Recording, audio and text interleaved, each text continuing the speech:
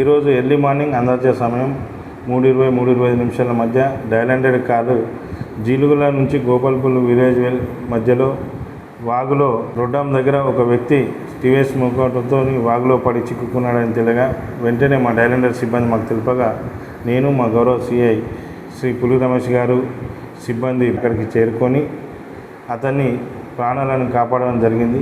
లోకలు కక్కెల రాజు, కుక్కల రాజు జీరుగుల గ్రామానికి చెందిన వారి సాయంతో అతన్ని మోపెడ్ను బయటకు తీసి రక్షించడం జరిగింది.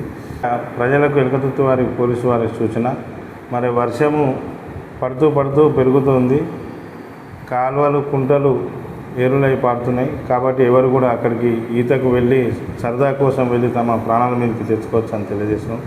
అదేవిధంగా రైతులు మోటార్లు స్టార్ట్ చేసేప్పటికీ కింద ఉన్నటువంటి వైర్లను జాగ్రత్తగా చూసుకుంటూ వెళ్ళాలని తెలియజేస్తున్నాం.